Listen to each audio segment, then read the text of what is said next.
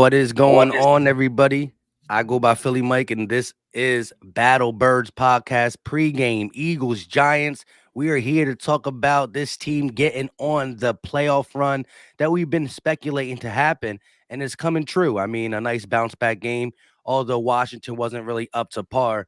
The Eagles did what they needed to do the next three quarters after the rusty start. But here we are, pregame Battle Birds Podcast, missing one. Fresh, he will be in shortly. He had a great Christmas, just getting up a little late. But go ahead, introduce yourself for the people who do not know already. What's up, y'all? Some of y'all call me Coach Steve. Some of y'all call me Stat Sheet Steve. I don't care what you call me. Just don't call me late for dinner. Y'all know my little saying here. What's up, guys? Steve, Gate City Sports Media. This is a big game, Mike. We got revenge on our minds. I heard for a couple of weeks now, these players, they're waiting on this football game. They feel a certain way about the way it went down a few weeks ago. So I sure hope that translates to the field. Correct. I mean, revenge for us, let alone for them. It was the ultimate letdown game, right? It was a game that we should have won, and you've seen it by how the game played out. What team turns the ball over 4 times but has an opportunity to win at the end? Twice, right? You do not have that. I mean, you turn the ball over 4 times in an NFL game, you should be losing by 2 to 3 touchdowns. But it goes to show how we were able to move the ball through the 20s and the 20s, right? We just couldn't execute in the red zone, and we couldn't take care of the ball. But today we're coming in this game fully fresh. Can't say fully fresh. We did play on a Tuesday, but before that Tuesday game, we had 16 games, and I'm actually happy we're getting back because we saw that rust factor in a team that has a new coach, new quarterback. How do you think this team responds, just not just throughout the game, but like the first drive, defense and offense? How do they respond to make that stamp that says, okay, the Eagles, we're not gonna give you one of them just drop off games that we did against the Giants first time? I know Nick Sirianni, when I say Nick Sirianni tends to favor second half possessions on the coin toss when we win it. I think this is a game I want my offense out there first because I feel like the strength of the Giants team is on their defense and particularly their secondary, which is something I tried to caution everybody about the first game, that don't sleep on that secondary. It's a lot better than people think. And Patrick Graham's he's a better coach than people think. I want their strength. I want to take it from them, and I want to take it from them early. That's personally, that's what I want. I want the tone set, and I want them to know we're coming in hot and heavy, and you're gonna have to keep pace if you want to play with us today. And I think that's what's got to be done, in my opinion. The tone's got to be set, through the running game. We need to. Here's the thing: they like to go cover 2 man under. They like to play a lot of cover 5, which is really what cover 2 man under is. So basically, it means that they're going to walk down tight coverage on your receivers, and they're going to keep 2 safeties over the top of you. I want to knock them out of that. I want them to have to come down and play the box. Come down and play the box on us. And you're going to have to get down here in these trenches and fight with us. I'm hoping Landon Dickerson is a go today. I didn't really look to see. I'm assuming he's a go today because, just the length of time. Jordan Mailata, Landon Dickerson on that left side. Kelsey being able to pull and swing and move. Lane Johnson, still Lane Johnson. He's been a lot better since he came back to the team. I'm getting behind these offensive linemen, man. I'm setting the tone real quick. Yeah, I agree. And again, I think that Giants game is when we first tried to get pass happy, right? It was the game after Jalen Hurts elaborated on working or talking with Peyton Manning. It's the game after a lot of questions came that you guys are not just a running team, but the way it was worded multiple times, that's kind of what was bouncing around before that Giants game. And although if you look at the box score, right, at the end of the game, it's 31-33. How more bounds can you get than that? I think the second half was tailored to catching back up with the run game, right? We caught back up because it was a 1 possession game for the whole game pretty much. But if you look in that first half, the pass to run ratio was definitely lopsided. And we played into the Giants' hand, them dropping back, and we continue to throw the ball. As Gates said, run the ball, not to just run the ball, but to get them easier passes later in the game, later in the drive, and just take advantage of what you can take advantage of. Now, the defense better eat. We got, I think, Jake Fromm, they said, is starting, or is that the fact now? That's from what I understand is Jake Fromm will be the starter unless they just decide Mike Lennon's a better play. I probably would go with Jake Fromm personally if I was aiming though. Mike Glenn's kind of a weird guy because there was success with him in Tampa Bay at one point, but he's kind of fallen off. He Um, made a lot of money though in his yeah, he career. did. He, The he Bears was paid able to him. Remember, the finagle some Bears paid stuff. him pretty nicely. Um, with that said, man, like I agree with you. Aggressiveness. There needs to be a certain tone to the defense today in terms of just not respecting them. And look, I'm not saying that the Giants don't have talent and they can't beat you, but I'm making Galladay and these guys beat me if Galladay's even in the lineup because he's been injured so much in and out. You know what I mean? Like it's really been that's been the knock on Galladay. He's a good player, but he gets hurt and you don't really get full productive seasons out of him. I probably would go. I probably would play aggressive here, and I look at things like the Giants have these weird kind of great route runners that they're not necessarily burners. Darius Slayton could definitely beat you. Sterling Shepard and those dudes are a little bit more precise in the routes. I mean, I get that you worry about maybe a guy not keeping up, not staying in phase with the wide receiver and then gaining that separation just on how good they are. I'm still gambling. I'm gambling and I'm bringing in tight on them. Like, you know, I don't know what you do here. I don't know if you want Slayton to be matched up with Darius Slay or if you want Darius Slay on Galladay, but I'm matching up and I'm going, I'm going to play a lot more man than people are probably used to seeing the Eagles play if I'm Gannon. Yeah, and did you hear anything about an update on Miles Sanders? I know at one time I forgot what day of the week it was. I believe it was Friday or Mhm. Thursday. He did not practice. Um, normally around that time, Thursday, Friday, is me not playing. I'm not sure what the exact update is on Miles Sanders hamstring. Yeah, he's playing from what I understand. All right, cool. Yeah. That's good. You want all these guys to go for sure Mhm. in this game just because the versatility they bring to the table. Um, but man, I just don't want to get too pretty. Look, every time someone says stop running, passing the ball, throwing the ball, run the ball, people think it's a slight on Jalen Hurts or a slight that you have to have a quarterback that can pass the ball, and I agree 100%. But at the end of the Yeah. day, if you are the number one team in a category, you use it, right? That means if we had a slinger of the ball in Matthew Stafford or Deshaun Watson or Russell Wilson, maybe not this year, but I think it's not who he really is. I think it's just one of them years that it's a hiccup. You just take it and you move on. Sure. Even still, I'm going to be asking for the run game because when you do that at such a level that we are, right? 160 something plus in 7 straight games, only done by the 19 something Bears, right? Like we are running the ball, smash mouth football just because it's a passing league. Don't mean you have to be like everybody else. Be your own person. And right now, when you're doing it at an elite level, I don't care who the quarterback is. Mhm. Compliment it and do it as many time as creative and as we are doing it, and then all that will come through. We saw Jalen Hurts throw for 296 yards while we ran the ball against Washington. All that got to come out again. The Giants are banged up, offense and defense, and I think that offense knows where they're at. They got 4 wins.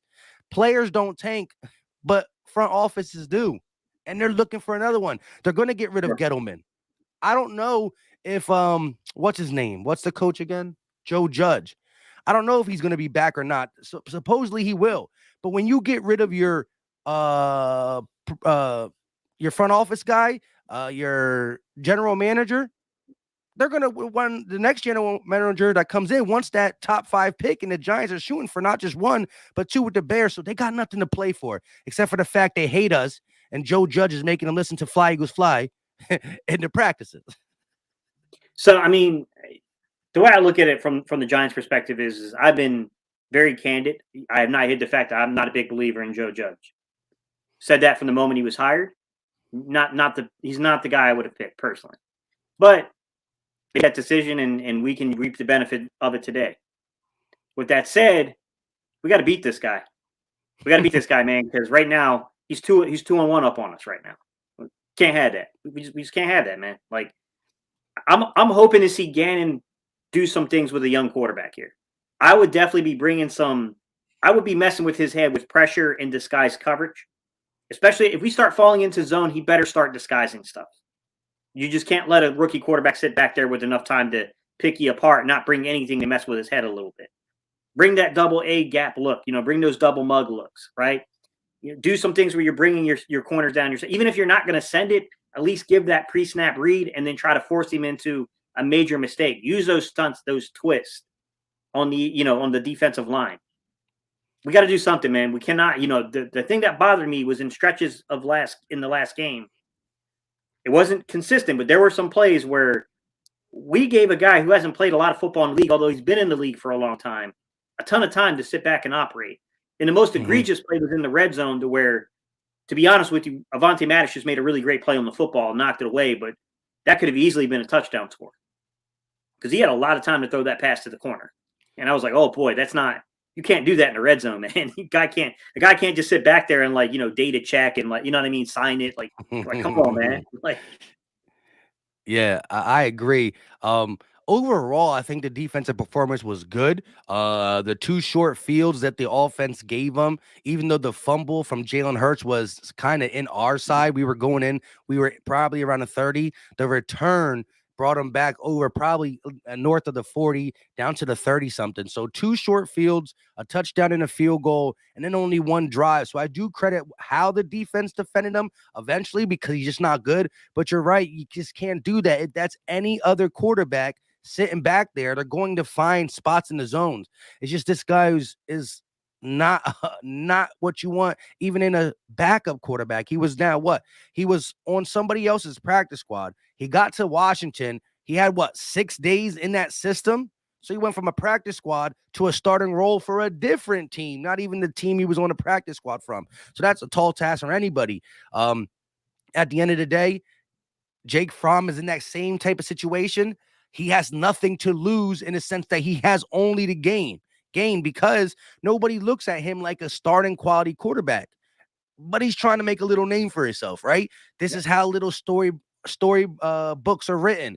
Let's look at Nick Foles. Came in and did stuff to get some type of job throughout the league, right? You got Case Keenum. You got the bearded man who's hurt for the Washington football team. Like, this is how these guys made their name as a journeyman or a backup that can still get a nice payday. Chase Daniels, Matt Castle, right? Guys who played a couple good games and were able to now go ahead and make a little bit of a payday from that. So you just don't want him to get right or make something happen against our team. And the best way to do that is to send the hounds. How have you looked at the overall play from the front four? It's kind of underwhelming in the second half of the season. You would agree? Yes. I mean, yeah, Mike, to be honest, of course. I will say that I think that the last game, Fletch looked like he was coming alive. I think he took that leadership role on. I think he knew you cannot let off on this Washington football team. Like, it doesn't matter that they're down players. We got to be at least at our B game tonight, or else we're in trouble. And we almost were in trouble early in that game. And I do think that I'm a little disappointed in the way that they've used Milton Williams and some of the other supporting cast, but I'm also pleasantly surprised with how good of a fit a guy like Teron Jackson is in return for the system and the scheme.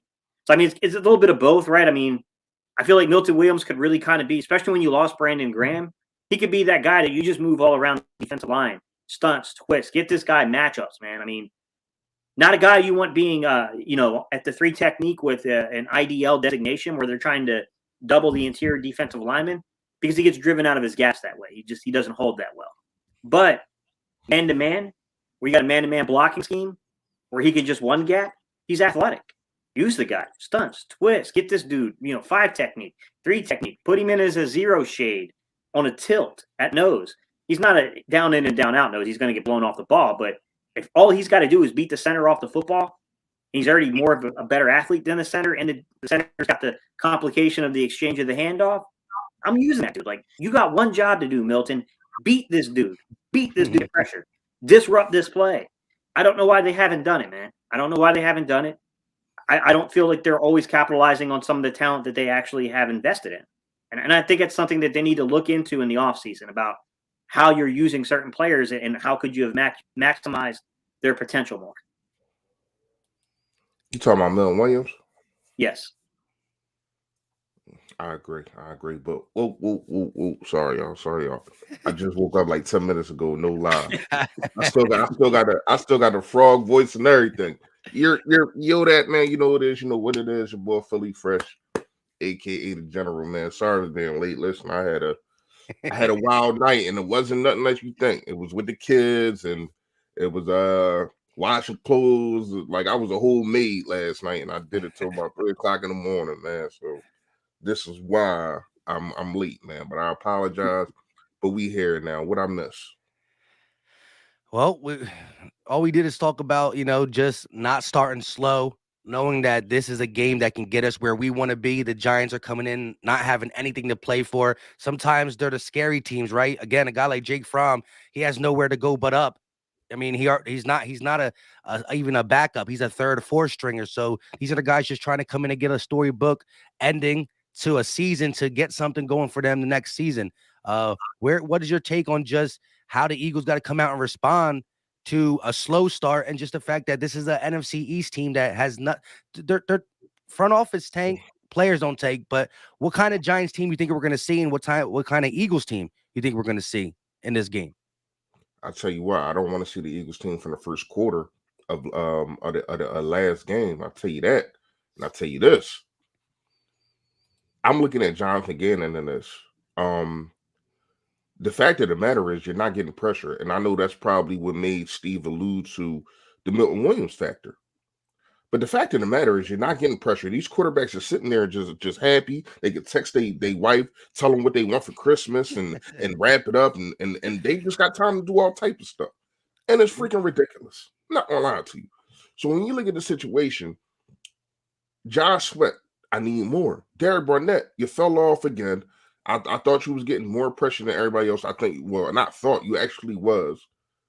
Hargrave, we see flashes. I understand you're getting double, but you getting paid to get double. This is what's going to happen. So you mean to tell me if you got Fletcher Cox, Hargrave, both of them can't get doubled at one time? That means there's only one lineman to block Sweat and Derek Barnett. So it's impossible unless you bring in a tight end, and it's still not doubling both of them. They're not getting doubled all the time. So one of them need to dominate whenever they're getting one-on-one coverage. And they went against third stringers last week. Well, really this week, but you get what I'm saying. In the same week, yeah. Yeah, exactly. It's ridiculous. I'm sitting there, I'm looking. Did they get some pressure in the third and the fourth quarter? Yes, they did. But that was also when the game was not out of hand, but it was really out of reach. And you can tell that we was going to win the game. I need to see pressure from the rip. I need to see that you do not let this dude from whatever the heck his name is get any comfortable at all. The dude that we faced last week got a little comfortable, and I'm mad at that. This defense should never let that happen. It was to the point that I think it was like 9 of 14. That's too good. No, he need to be 4 of 14. Stuff like that with an interception and 3 sacks. Now, I'm not saying that he is in the NFL. I get it. I understand it. But it's also a reason why he's a third stringer. It's also a reason why they had to get him from the practice squad. It's also a reason Of that another team. exactly. So when you look at the situation, dude, like don't let these guys play Kurt Warner on us. I don't know if y'all seen a movie yet, but we all know what happened with Kurt Warner. Came off the streets. You know what I mean? I didn't know that. I ain't gonna lie to you until I seen a movie, but damn. But yeah, don't let these dudes play Kurt Warner on us, man. So when you look at the situation of it's Jonathan Gannon's, it should be his tempo that needs to be set. Now I came in last week and I told y'all I thought that we should accept the ball and then take off from there. Now I was wrong because of the rust. We seen rust last week. Not gonna lie to you. You seen your quarterback had 23 days off. You seen that the rest of your team had 16 days off. It was some rust there. And I seen the weirdest interception I ever seen in my freaking life. Not gonna lie to you. Never seen nothing like it. But still in fact, and then your quarterback comes with a fumble on top of that. Still in fact, your defense should be able to shut down a dude that basically came off the streets. I understand it was in a red zone, but the second one wasn't. So you should be able to stop these dudes and get them either out of field goal range or just take the ball away. And to me, they wasn't aggressive enough. You kept sending forward. They wasn't getting home. And then you started sending these blitzes in the third and fourth quarter, and we seen a different quarterback. Ding, ding, ding. You don't see that? Yeah. You do now, but sometimes it can be too late. No, you need to come out here from the rip and put pressure on this dude. Go ahead, Charles. Now, real quick though, just to let ZYTX know, Nick Sirianni is going to be the coach for the game. Yeah. I think it was last night. It was around Christmas. I saw that your boy was in Christmas mode, so I can't really drop no videos, nothing like that. But yeah, he will be. Shout out to him for doing what he needed to do, testing positive and being able to beat the COVID and test negative and come here and coach us. I was going to ask you guys yesterday when I was thinking about the game coming up before I saw that, I was, the segment would have been talking about how do you feel about Kevin Patullo doing all the timeouts, going for a fourth and not, blah, blah, blah, blah, and Shane Slayton calling the game, but we don't got to worry about that. But shout out to JB real quick. He was like, that was a normal Tuesday night football interception. You're right. That's why we shouldn't be playing on Tuesdays.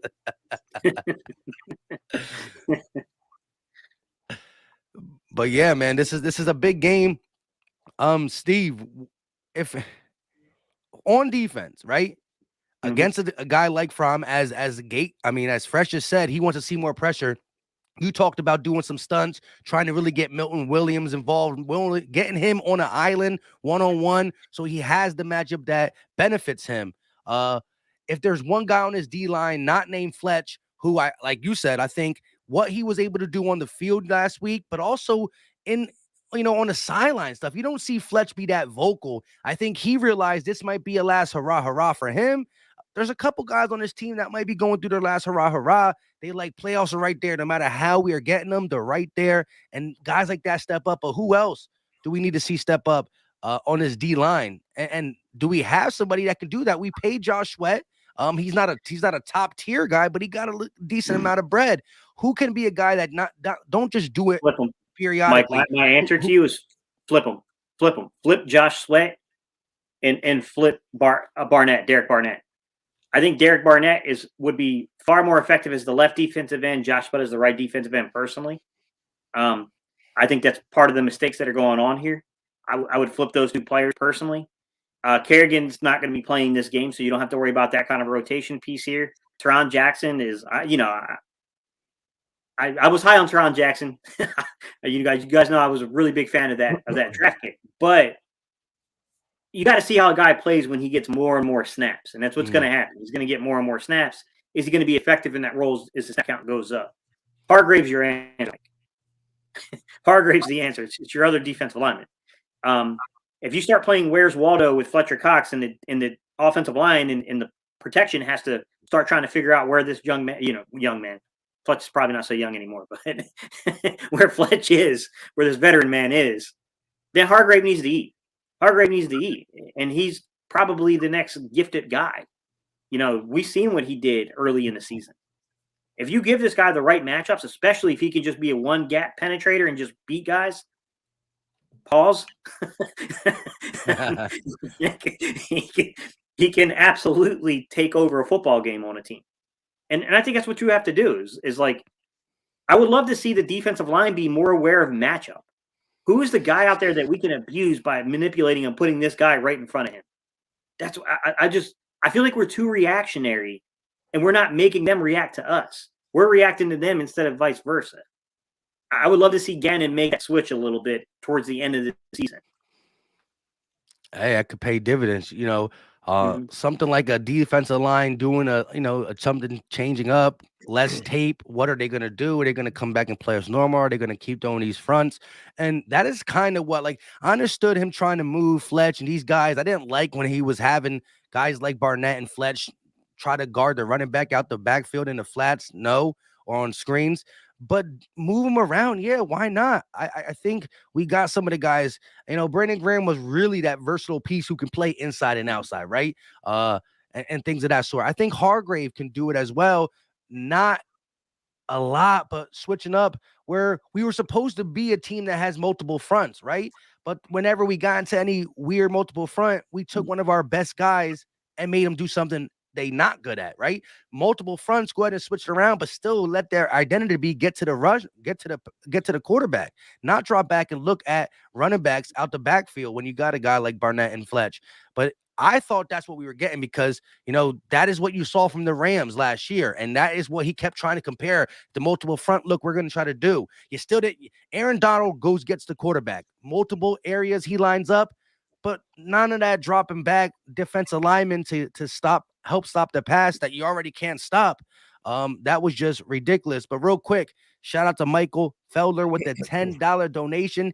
Eagles by not one, but two of them bad boys, 2 touchdown victory. We can sit back like this. Ain't no biting our fingernails or nothing. I'm with it, Michael.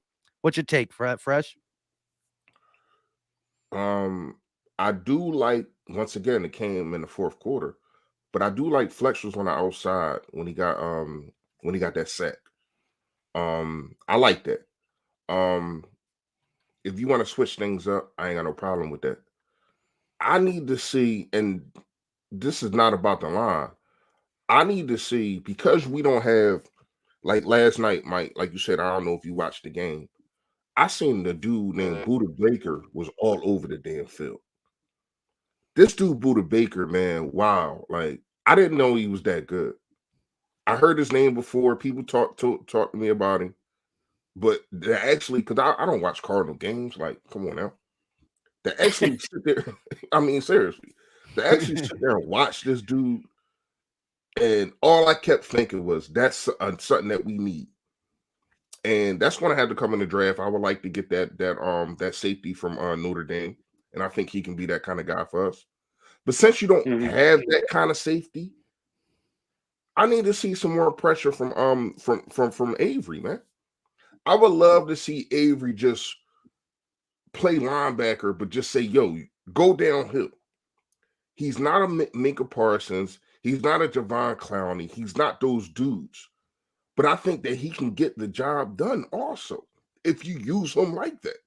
Use him as your fifth guy and trust that your linebackers and your safeties are going to be able to cover if he misses. So to me, if the defensive line isn't getting there, I think Avery is that guy for me, man. And I don't think that they use him enough. They use him in coverages. They use him to stop runs. Yeah. But I would love to see him just go get the quarterback. Go get the quarterback. That's my answer, man. Yeah. A couple things. Michael, appreciate the super chat, buddy.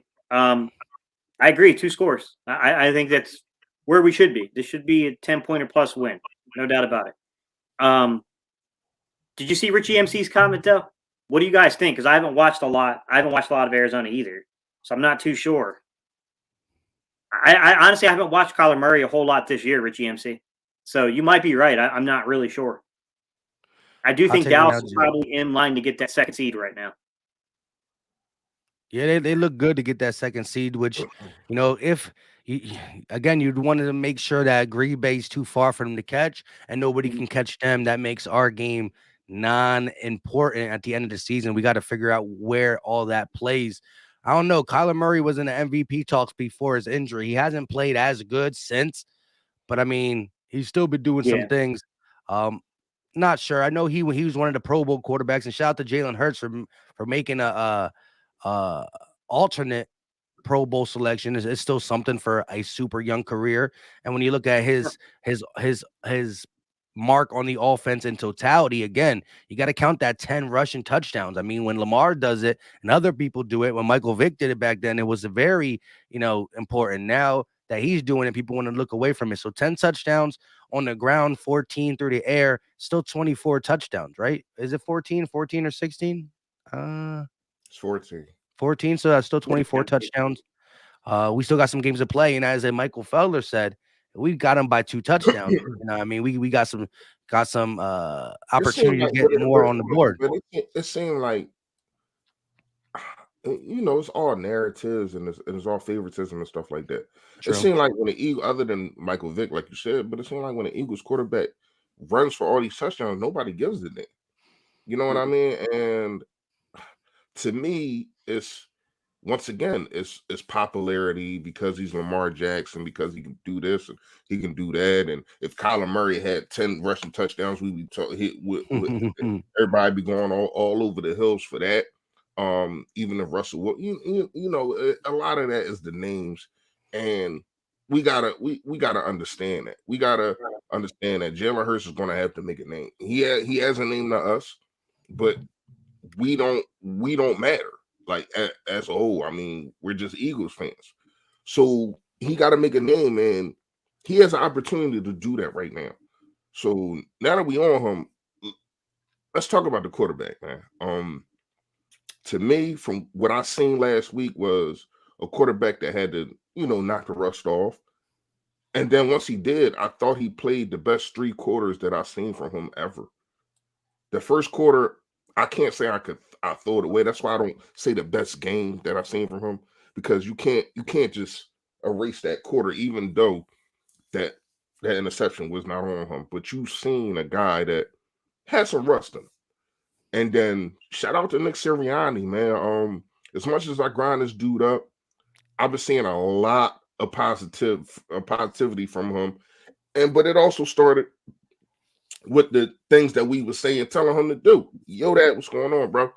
The things that we was telling him to do, like run the football, the simple things. And once he got a hang of that, it seems like he's starting to understand, and the game is slowing down to him. And that's also helping your quarterback. So when Jalen Hurts came off that sideline and after that fumble, and it looked like Nick Sirianni gave him the business, and it looked like Jalen Hurts wasn't listening, I was kind of mad at that. I'm like, damn, dude, you're not even going to turn around. I understand, he paused, but he chewing you out. Pause.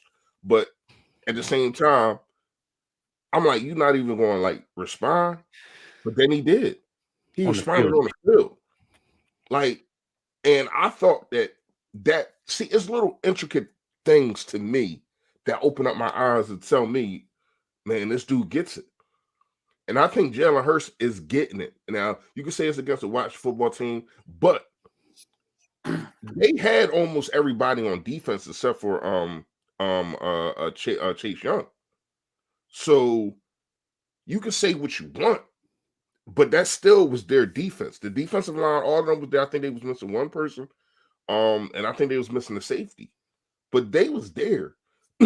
So when you look at the fact of the matter is, he did it in all capacities. He showed up and made the plays that he needed to make, and his wide receivers made plays for him too.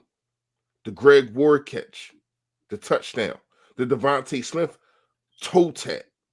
And it's crazy, like, people are texting me, that's a catch, that's crazy, and they're going crazy about it. And I say, it's about time that we got a guy that can do this. Because I see it all across the league. When you watch Red Zone, when you watch other games, you see these toe tapping catches. You see a guy like Lockett making these crazy behind catches. And we finally got one. So right now, we didn't discuss it. Well, I wasn't there until the end, but we didn't discuss this last week. But all of us made videos about it. Can we stop with the Micah Parsons stuff? Because I don't think we missed on this kid. This kid is special, man. And it's finally time that we got one. And if we didn't have one, we'll be complaining that we don't have one. So let's just relish in the whole situation of us having a good wide receiver who is a number one and is a rookie. So he's not going to do nothing but get better, hopefully. So for me, man, I'm not going to lie to you. I like what Jalen Hurts did, and I like the way that he responded. And I can't wait to see what he come out and do today. Not gonna lie to you. What y'all think? Yeah, I think this is a big game because it's back. The ball's back in the ballpark of the Eagles. Look to be favorably making the playoffs if we just finish what we need to finish. This was the team that sent him back a step. The people who were in the middle of the Hurts saga, which way do I fall? Really fell back after this Giants game. So I think this is huge. It's another division game. It's another game at the end of the season that has playoff atmosphere in it. Niners losing to the Tennessee Titans. The Vikings, I've been creeping on their schedule. Although they got to play today. They got the Rams and the Packers. We need them to lose one of them games. One of them games, too, gives us a bigger cushion. But oh, yeah, they definitely losing at least one. But two will give us the cushion we need. But I don't want cushion. I want to know that my team can compete at a rate that I don't go into the playoff game like, well, we about to get blown out. Thanks for making it. You know what I mean? I want to know. I want to go into a playoff game saying, you know what? We could do this. We're underdogs by what? 4.5, maybe, blah, blah, blah, 5. We could do this. We could do this. And that's what I want to see. But it starts today. Real quick, shout out to the 284 people watching. Again, we are live on 3 channels. So if you're not subscribed to one of the people on the panel, make sure you do it. Philly Fresh in the search bar, Gate City Sports channel in the search bar, and the Philly Talk podcast. Definitely hit the like button wherever you're watching it. It really helps it grow. It's free. It's easy. It don't cost a thing. And like I said, it's for the culture. Let's get this dub. 36 minutes in. We're going to probably, we got a good 15, 20 minutes more. If there's one thing that you do not want to see from an Eagles defense and the Eagles offense, what is it? Hold on real fast. I just wanted to get my perspective on the quarterback from Steve. Because I was kind of asking both of y'all. Like, yeah. No, I just wanted to know what you seen last week from him. From Jalen. Oh, yeah. From Jalen. Look, I thought that he had arguably, because I do think the Arizona game from last year was a really good performance by Jalen, to be honest. Mm-hmm. I think this one was up there. I'm not saying it was perfect. He definitely missed reads in this game. One of the reads I heard people call out, I'm glad Greg Cosell tackled it today because people are wrong. It was like kind of it was a post route, but the safety was there pre-snap. People have to understand the way reads work for quarterbacks. And that if the safety is there pre-snap in the middle of the field, you take it away. It's just the way it is. That's how it works. A veteran quarterback might be able to manipulate coverage with his eyes. I thought Greg did a really good job of breaking that down on the Inside the Birds and on their pregame show. So I'm not going to say that's not the one. The one where he forced the ball in the red zone to Devontae Smith was a really bad decision by Jalen. It was definitely a predetermined decision.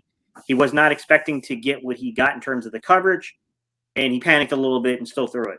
And truth be told, he missed the underneath when there was a wide open receiver for a touchdown.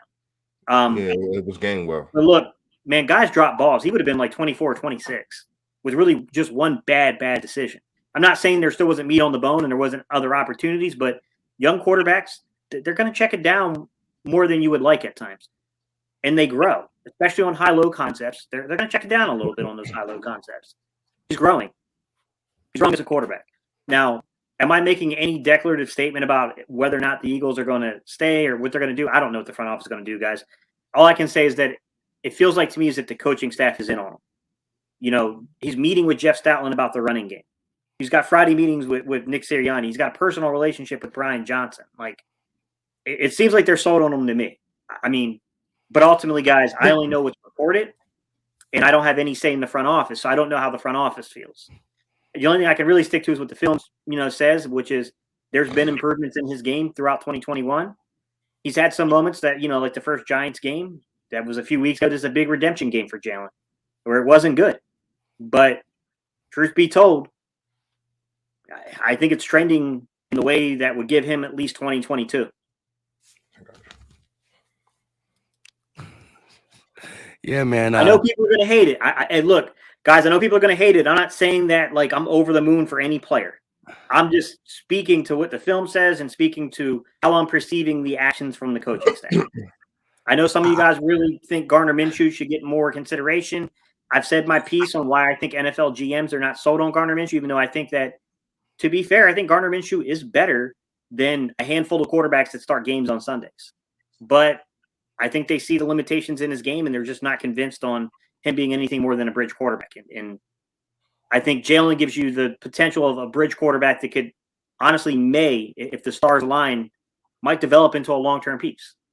So I think that's how they're perceiving the situation personally. He said if the stars align. No, I'm with you, Gabe. I do believe, look, I'm not fully sold on him being able to make every throw and him going to get where we need him to get as quick as most people would want him to get. But I do see that he gives you like a lot of young quarterbacks that need to develop, they can't win with playmaking skills in their legs, right? So that's why you can see him win games, maybe not with his arm necessarily every single week, but I've seen growth in his arm, growth in decision making minus the Giants game, and he's affording you room to wait a little bit because of his playmaking ability. That little clutch gene he has, just his leadership, his demeanor, and his legs, which is probably second to Lamar Jackson when it comes to overall playmaking ability. Just pull you out your sneakers or your cleats. So that affords him more time than a young quarterback who has to get better in them same categories,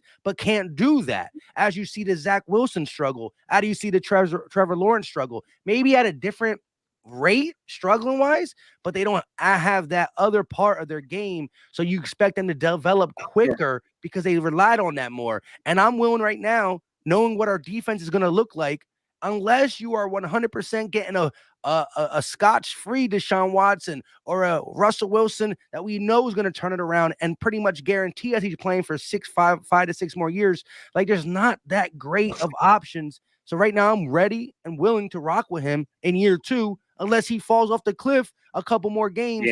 Then I will come out and say, well, dang, we should have never did it. But it's all about building this team up and making an identity out of it. So before we get to the questions, though, what you cannot, what the two things you don't want to see from the offense and defense, one each, occur in this game. Shout out to Jose Serrano with the $2 super chat. Run game is our identity. $190 on the ground today. I'll take it. We almost had that last week. Almost 500 yards of total offense. Almost over $170 on the ground and almost 300 in the air. That was the true dual threat game, right? You didn't know what the Eagles were going to throw at you, a nice pass or a nice run. So I definitely love that. But go ahead and let me know one thing on offense, one thing on defense that you do not want to see happen in this game because it could create some ugliness. I'm going first. Whoever. Yeah, I'll go first. I mean, it's real simple. I mean, I'm pretty sure I'm probably gonna take both of y'all answers on offense. It's turnovers and no, it's just turnovers. I know what the other one going to be, but I ain't gonna say it. It's turnovers to me. When you look at the situation of us being able to, and I don't know how many teams can say this, but being able to still win games by losing a turnover margin, it's kind of weird, but I don't want to see them, especially the dumb ones. I get it. Sometimes, people fumble. Nobody's perfect. I get it. I understand it. But we got a nice amount of turnovers that are just like unforced errors. Like that interception that we was talking about against the Giants before the half from Jalen Hurts. It was just inexcusable. To me, also the fumble by Boston Scott when you're driving down for a game-winning touchdown is inexcusable.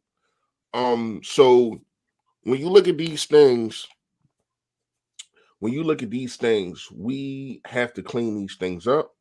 A lot of that is ball security, a lot of that is coaching, but it's also on the players to make sure that they keep the ball off the ground. You know what I mean? So I'm gonna go with defense. Defense to me, I don't want Slay to stay on one side. I need Slay just to every game to travel with the hottest wide receiver. We seen it in the Jets game when the dude Moore was going off on Nelson, who, by the way, I'm sorry, he's just not good, man. I mean, he's just not. But anyway, we seen him, and I put it in my video of when he was mic'd up and Nelson got hurt and they put McPherson. They put McPherson out there and he went to the coach like, listen, you need me to, whatever you need me to do, you need me to go with this guy, whatever guy you need me to go with. Well, he like, all right, well, you go with number 8. And he shut him down. Like literally shut him down. So when you look at the situation of Darius Slay is your best cornerback, and it's so far. It's so far. You need two football fields to look at the length of how far it is of him being the best cornerback. So to me, whoever the hot guy is, I don't care. I don't care if it's a tight end. You put Darius Slay on him, and you figure everything else out. Go ahead, Joe. Yeah, You I said want to hear some what. things, Reese. You said some things that I'll expand upon so that way we're not just getting the same exact point. So Okay. you focus in on turnovers. I'll Right. say that it's about the scheme that the Giants run. It's the fact that their corners in particular are taller, lankier types that can get in and disrupt balls, which, Jesus, there's no way of saying these things that just doesn't require a pause. but in saying that, what I can say with confidence is that they're going to create windows that are really hard to throw into, which is a really good marker for a young quarterback you're trying to grade. Their secondary is widely underrated. And I think this is a game to where if Hurts comes out and looks really good, you have to feel really good about your quarterback. Although you're not, look, their offense could put their defense in a really bad place. And of course, all that stuff has to be taken into consideration. I get it. But this is a team that, like, it's not like we were facing Washington where the secondary is a little beat up, right? Where they're having some issues where they got guys back healthy on the defensive line, but you don't know how ready they were for that game because they missed the practice reps. Right. I think this is a little different. If he puts up similar numbers that he did to Washington, I think it becomes harder to make the argument that it might have been the quality of the opponent and what they were facing and what happened. Because, yes, the Giants' offense is horrible, not scared of it. Their defense is a little different story, in my opinion. I think their defense is a little bit more adequate. I think it's middle of the pack. And I think they can do some things from a coverage standpoint to make life hard. So if Jalen throws into tight windows and is making plays, you know what I mean? Like, I think that's it. But I think the flip side to that is that if he can't throw into those NFL windows, that's where you get yourself into trouble, especially if Nick doesn't coach the game right, especially if with Nick's absence from, being virtual. I'm trying to make sure I don't say certain words, guys, that they don't mess with our monetization here.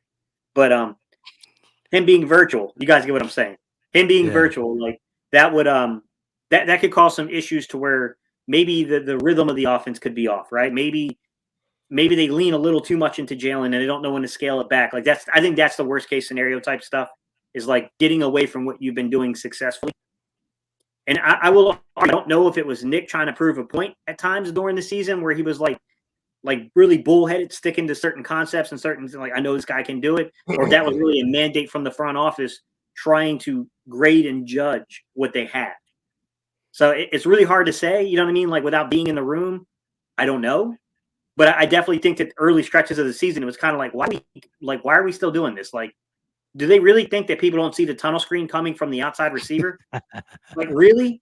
Number one, the ball has to travel further, which causes, and it's going to the furthest point of the field, which causes your linemen in the blocks to take longer to get there. They were just shutting it down. I was like, why are we still doing this? Like, I don't understand. But I think that Nick has really cleaned it up. And I've liked Nick from the start. I thought he was just a really high quality football mind. I didn't know that it would work out as well as it's worked out down the stretch, though, guys. I'll admit. I didn't think he was going to be this good down the stretch the way he's kind of proven. But I think some people have made some really good points in the comments, which is how good this Eagles team is, because we beat a lot of bad teams. Denver probably being our quality win of recent. I mean, I don't know. We beat a lot of bad teams, to be honest. I agree. Yeah, and so that's why down this stretch we're going to be playing a lot of bad teams to get into the playoffs, minus the Cowboys, whatever they throw out there. And so it would be nice to see us play a playoff game and see what we really are, right? We're playing our best football as of late. Let's see us play against a playoff team, gain that momentum going into next season. When you have 3 first-round picks, a lot of money, things you got to move, things you got to do. And it's good for the young guys. Yeah. But real quick, let's get these super chats. Eagles, Flyers, Brian Fuller with the $20 super sticker. Appreciate that. He also dropped a $5 super chat. You're the man, Philly Mike and Philly Nation. Fly Eagles fly. I had this game 38-17, close to a 40 burger. That would be lovely. I feel like you're going to be close to Fresh. Fresh been calling some blowouts, and he's been right with most of his blowout calls. Jersey Boy with the $5 donation. Appreciate you, my guy, channel member, both of y'all.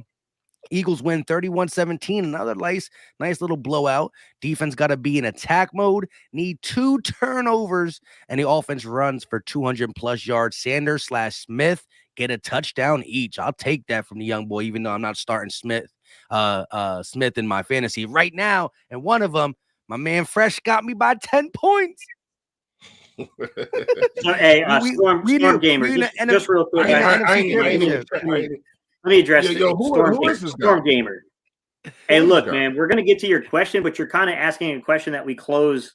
It's eerily similar to the way we close our videos. That's why we haven't really answered it, because it's basically kind of the way that we end our videos. That's why we haven't addressed it. And if you do spam in the chat, that's the one thing that we at least I tell my moderators, if they spam like asking the same question over and over, like you can periodically get that in there, but we do definitely end our streams this way, and so that's why they'll mute you if that's the case.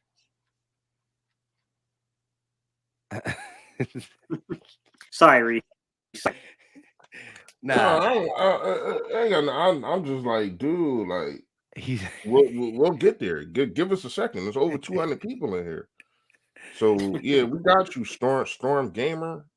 And who else said somebody else said they invisible. What you say? All right. NY Jets FL, sorry. So what's your question? I mean, we miss things. We're not perfect. You know what I mean? We like the Eagles wide receivers right now. We miss stuff. That's what it is. We dropped the ball. We won't catch everything. You know what I mean? It is what it is. But so what's your answer, Mike? Oh, my answer? To my own question, I think on defense is just the lack of pressure. I don't need them to send crazy blitzes all the time, but I think you do got to send an extra guy here and there. And I would like it to be some of them linebackers, right? And Avery, a guy who we use as a defensive end, as a joker / pass rusher. I want to send some guys like that. TJ Edwards up the middle once in a while. Just do that, right? Just don't use your linebackers as much as you want to in soft zone. Send them. And just, if you don't hit home on a blitz, your outside coverage better be tight, because you can get beat. One missed tackle turns into something crazy. But I think you got to keep quarterbacks like Fromm, whose insurance is pretty good with State Farm. You got to keep them off bounds, and definitely got to get at them. So I want to see that from the defense.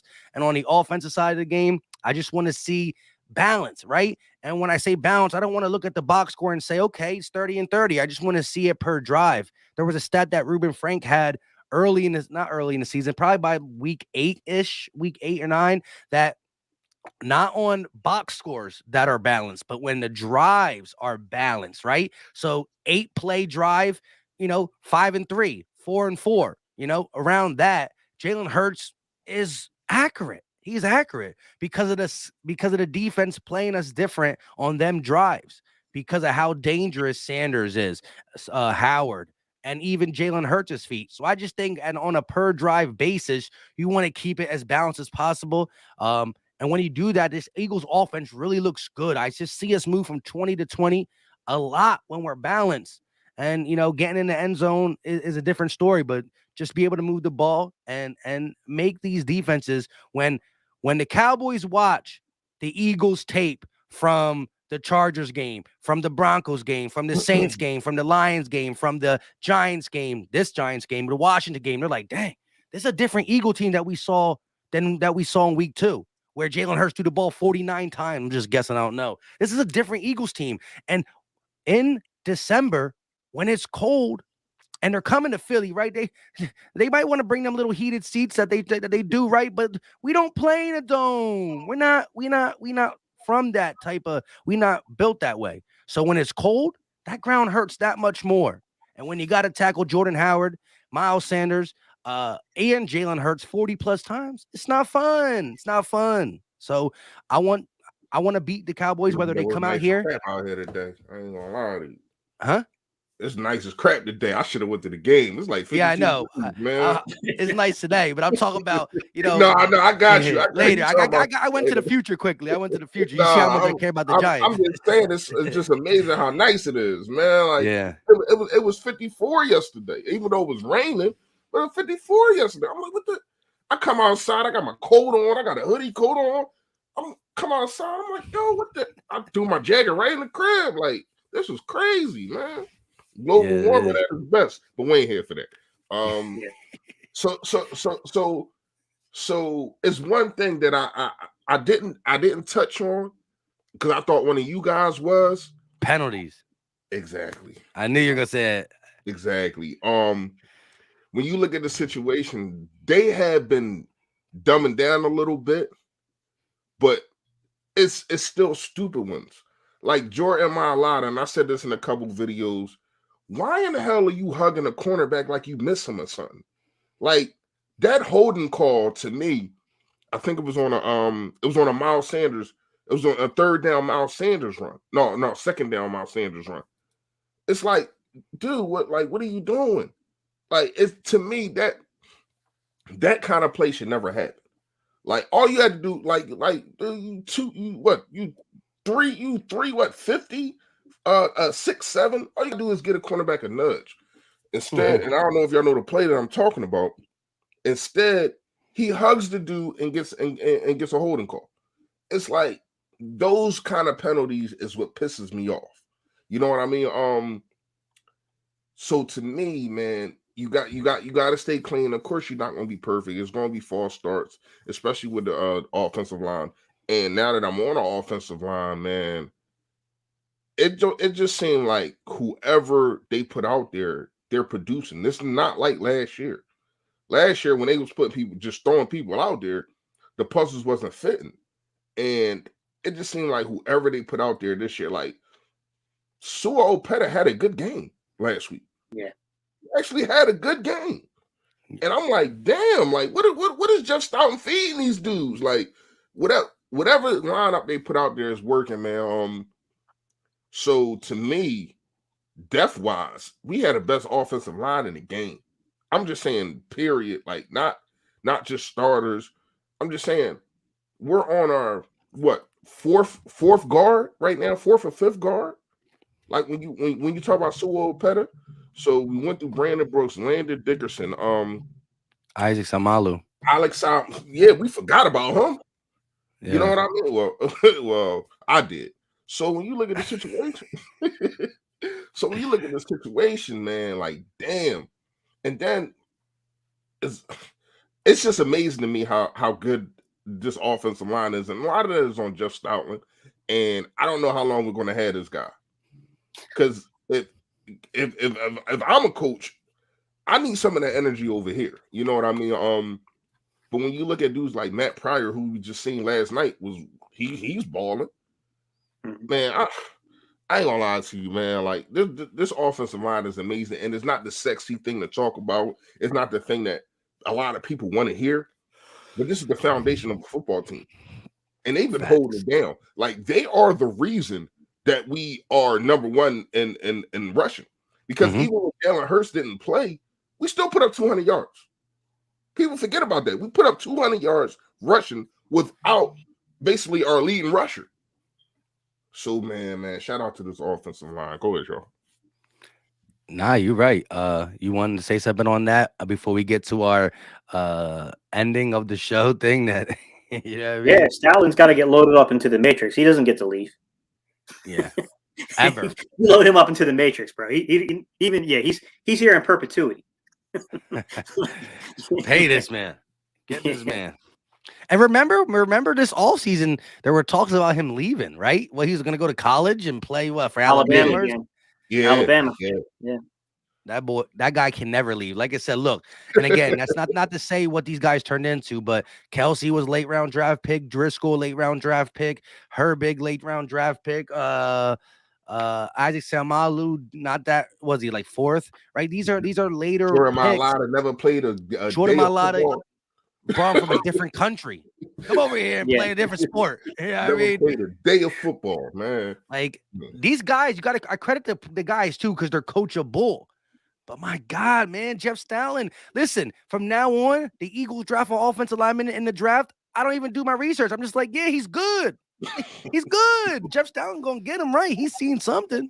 Yeah, that boy. They just don't draft for no reason. No matter. Look, undrafted guy, never played football. Who's our offensive line coach? Jeff Stoutland? He'll be all right. He'll be a starter in a year or two. Yeah, right, you got him. It's good. Yo, we need y'all to get that spam out of here, please, y'all, please. Yeah. Oh, even if they do, what's crazy is that we moved on from Juan Castillo to Jeff Stoutland. Like, just the long duration of excellent offensive line coaching we've had here. And even if you go back to the Ray Rhodes days and you look at who we had as the offensive line coaches, like, man, we've been spoiled for a long time in Philly with offensive line coaches. We just really have. And this is why we have won the most games for the last 20 years in the NFC East. And it's up there in the NFC period. We're tied here. We're tied in playoff wins or with the Packers, I believe, in the NFC in the last 20 years. Is the Packers?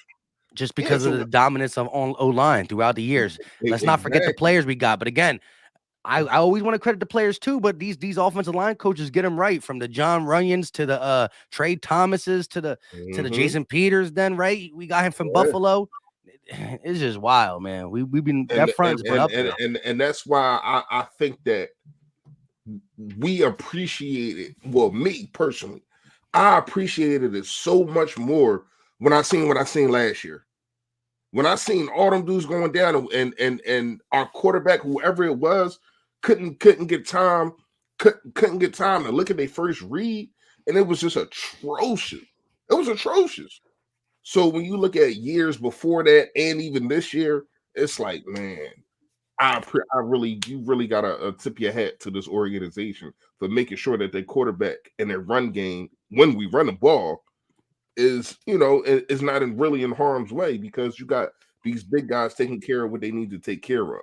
Now we need to get back to having a defensive line being dominant again, but offensive line, man, shout out to them, man. But Mike, I know we got to get out of here soon, so go ahead. Yeah. So do us a favor though. Chime in and let us know your offense and defensive player and score prediction. You can put that all in the same comment if you want. Chime in, because y'all definitely be spitting that fire. And also hit the like button if you're just getting here. It's free. It's easy. It don't cost a thing. It pushes it out for other Philly fans and some haters around the corner. We got 328 eyes on here on 3 channels. Again, Philly Talk Podcast, Gate City Sports Channel, Philly Fresh. And who wants to start with their offense and defense? Hey, real fast, before we do that, did we go over the inactives and all that yet? No? Nah, you could do that real quick, because you probably got it pulled up. Yeah, so we got the boy Tay Gown. He's inactive. I didn't even know we had another quarterback. Reed Sitnik. Yep. Did y'all know we had another quarterback? Yeah, they got when we got. I did not know. I'm sorry. I did not know, man. It's been a busy week for me. You hear me? Reed Sitnik. Marla Tulupalu. I can never say his name. And Kay Vincent. So it looked like Landon Dickerson's supposed to play, right? He's supposed to play, right? Yes, sir. Looking good for him. All right, go ahead, y'all. So who wants to go first? Gate, Fresh, offense. You guys want me to go first? Or? I went last because of technical difficulties last week, but this week actually. But I'll go first. Offensive player, man. Wow. I made the dumbest decision to picking JJ. I think of Whiteside last week. I should have picked Greg Ward. But I gotta go with the high hand right now. I'm sorry, y'all. I'm going with Dallas Goedert. That dude, and Gates. I know it was me, you, and Chuck. We had our disagreements on this. Me and Chuck was on the side of Dallas Goedert. You like the Zach Ertz. I think Dallas Goedert is the number 1 tight end, and it's not even a debate right now. When you look at this guy's dominance, he just needs to focus on catching the football in close things, because when he dropped that screen, I was even madder when he dropped the screen than the interception. That screen, it was just green grass and players in front of him. So Yeah, Dallas Goedert's always the little thing with him has been route running. He's athletic enough where he can kill linebackers. He can kill those type of coverages on him. right. Sometimes an athletic enough safety gives Goddard a problem because he's just not a good enough route runner yet. If he gets up to where he should be as a route runner and stops these concentration drops, you're talking Jason Kelsey. Or not Jason Kelsey, Travis Kelsey, the other Kelsey. You're talking Travis Kelsey. Center? You're gonna need a corner. You're gonna need a corner to stop him. Jason, can you imagine him as a tight end, bro? Hey, you see you see him run down the field with Miles Sanders, man. He got some speed on him. And not only that, Miles Sanders, dude, follow your block. Like he's blocking him to the right. You go around him. That's one thing about Miles. I know we get on subject real fast. That's one thing about Miles. His eyes ain't open all the time. He misses holes and he misses blocks. Like you're supposed to go to the outside. You go to the outside, you probably score right there. You had one man to beat and you had a blocker in front of you. Do the math. That's 1 and 1. That means you're by yourself. So I was kind of mad about that, but that's my offensive player, Dallas Goedert. Defense, man. Defense, one of these linemen got to step up. I'm gonna go with Hargrave, man. It's time to be dominant again. You came into the beginning of the season. I don't know if they've been moving your gap assignments. I don't know what it is, but you have. I'm not gonna say non-existent, because they definitely been shutting down the run game. They've been doing that. But I'm talking about getting after the quarterback. You got to do that, especially with this dude, Jake Fromm from State Farm. Like, you definitely got to make sure that you get at this guy, man. And a lot of that is going to have to come from the pressure in the middle. And let's not forget they got Saquon Barkley back there. We just forget about him. He at once was, arguably one of the best running backs in the National Football League. But those dudes still can have flashes. So we can't forget about that. We can't forget about that he scored a 99-yard touchdown on us. You know what I mean? 2 years ago. Can't forget about things like that. So I'm gonna go with Hargrave, and my score prediction, man. I think it's another one, y'all. I think it's another one. I'm going with 34-14. 34-14. No, he really is. Right. I like the blowout prediction. I'll go next, Mike, if you want. Go ahead. All right, defensively. Man, Derek Barnett, I hate to say it, bro, but I just feel like he's been real close to getting home on a couple of plays. Yes. I got a feeling he's going to get home today. I do. I just feel like he's gonna do something in this game. I feel. Hopefully, it's not something stupid. Hopefully, it's something positive. He's gonna do something. He said, we don't know what direction it's going to go, guys. It could be positive. It could be stupid. I'm gonna lean towards positive in this game. Offensively, I'm gonna leave Mike somebody. I'm gonna say Miles Sanders. This is why I'm gonna say Miles Sanders. I think he's gonna get his first touchdown on the season today as a rusher, and I feel like he's gonna break one. I feel like he's going to break one. Period. Yeah, yeah. I mean, yeah. I guess you're saying you'll take it in any way it comes, right? Yeah, whatever. Yeah, I feel like Miles Sanders is like it's. I know he's coming back. He's a little nicked up, but I don't know, man. I feel like he's just been on the verge. It's been almost there a couple of times this season. He couldn't quite break it outside and get. I feel like it's going to happen today. I feel like he's going to break one. Okay, there we go. And score prediction. Gate always you trying to slip past it. I think he'd be forgetting because he's too focused on the players. And what I said, what am I supposed to predict? Score? Yeah. Man, I hate this is like the thing I hate predicting the most, man. Yeah. I'm gonna be honest with you, man. The Giants defense is a lot better than what I'm about to score or predict here, but I feel like they ticked Philly off. I feel like this team, it's in the link. It's gonna be fired up crowd, like I'm gonna say 40-9 Philly. 40-9 Philly. I feel like this 40-9. Yeah. Whoa. Dang. Yeah. I feel like this game's gonna be over. I feel like we're going to get snaps, but it's because we be up so large on this team. My man said 40 to Nizzy. Yo, we are coming out in our all black everything, and I don't know why we always use it against the Giants, but we be killing people in the all black. It be If funeral I time. knew that, I'd have had the black hoodie. I ain't know that. Damn. It's the all black everything. Yeah, we coming out hungry. So, funeral. But yeah, so all right, so I'm gonna go with my defensive player first, and I said this earlier in the week, and I'm gonna stick by it. I think we're gonna see the Fletcher Cox that we used to know down the stretch. The way he was able to produce in the Washington game, and just the leadership, vocally that I saw from him on the sideline in the huddle. You don't normally see that, you know. I think he's a guy who leads by example, but this season he hasn't been able to show anything. So now he's getting vocal. I think he really realizes that. You know, it's either this year or next year is one of his last, maybe in the Eagles uniform, depending. And why not go out with a bang, or why not show that I can still do it? I think he has to step up, and I think we're going to see a big game from Fletch. I mean, hopefully Fromm got some good insurance because he's coming.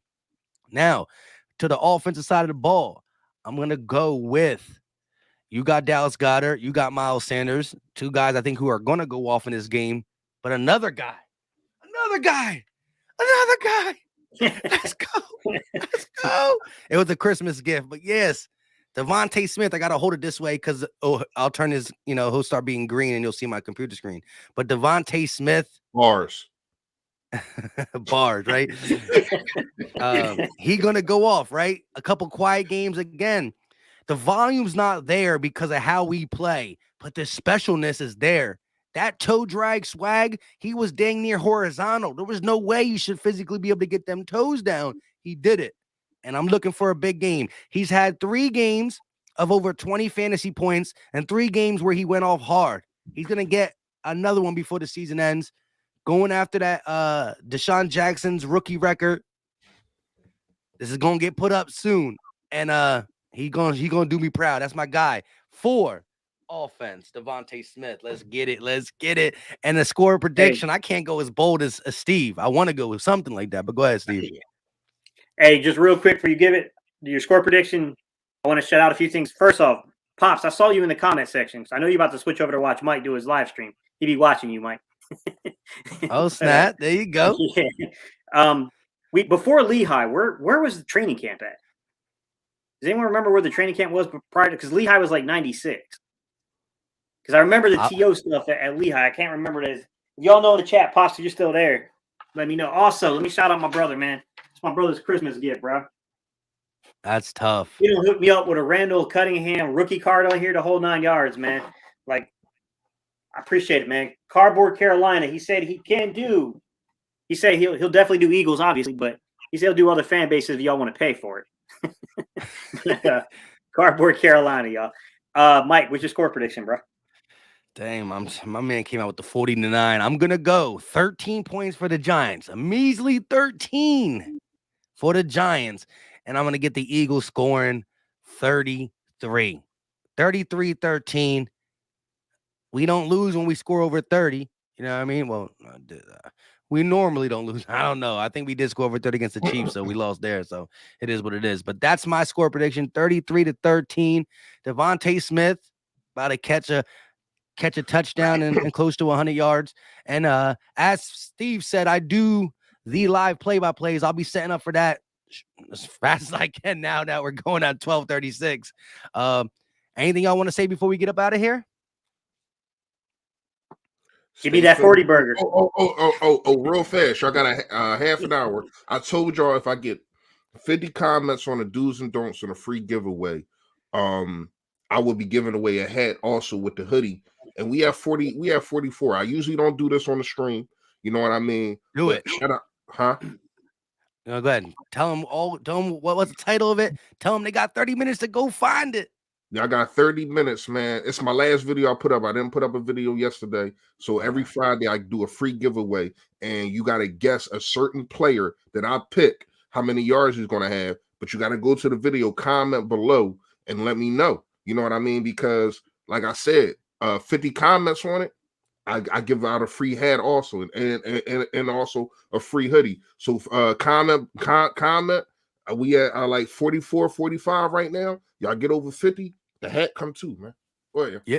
And again, he said a certain player because the only way you can find a player out is if you watch it. Within the beginning of his video, he's going to say, blah, blah, blah, blah, get this much, leave it in the comment section. And trust me, he can see the time. So you only got about 30 minutes. Go do it.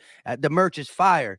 And all you got to do is be right. You know what I mean? Whoever gets the closest. Last video, so it's as simple as Philly Fresh, search bar, click, scroll, click, listen, click, right, click, receive. You know what I mean? It's good stuff. Gate, you got anything you want to say? My God. You should be a traffic instructor. You got them right there. I don't know how to do all that. Listen, just go figure it out. Yeah. I'm all like, yeah. Go ahead, Gate. No, appreciate you guys in the chat. Westchester, PA was where it used to be held. Appreciate y'all, man. I remember, I think it was Westchester we went to. I think it was before Lehigh. What made you ask that though, Steve? Because they were talking about Ricky Waters, someone, the for who, for what. Okay. And I remember going, I think it was before Lehigh though. I don't think we went to Lehigh. I think it was Westchester. I think it was the last year they were at Westchester. Either that, it was the first year they moved over to Lehigh. But I remember my dad took me, my older brother Jerry, and I think my youngest brother. We all went. Because I just saw somebody in the chat saying I remember it. Like I was a kid, but I remember it. There you go. They comment and you might get over 50. There we go. Shout out to LT with a $2 donation. He said, PTP, you're going to keep us locked on the Vegas game too. If they play at 1 o'clock too, then we might have to talk about that through the live play-by-play. Because the Vikings loss is going to be extra Christmassy for the Philadelphia Eagles after this dub. What the heck is Christmassy, Mike? I don't know. I just made it up. I be saying sometimes. I just be saying things. I don't even know sometimes. Yeah. With that being said, I still got to cut the picture out of Jake Fromm because I didn't know he was a quarterback. So I still don't even got none of my things set up. I got to do my little cut out. All right, Jake Fromm. Out of here, man. You already know what time it is. Listen, we don't. We'll let y'all know if we're gonna do the post game, man. But you already know. Stay Philly, stay fresh, y'all. Yo, look at Drummer Hall. Drummer Hall said Jake coming out in khakis. Khakis in a red shirt. Yeah, let's go. But until next time, hit the like button, subscribe to all three on the panel because we drop content throughout the week. Hope y'all had a Merry Christmas, and it's gonna get merrier. If that's even another word too, because we're gonna get this dub. We out. It might be. Later, y'all.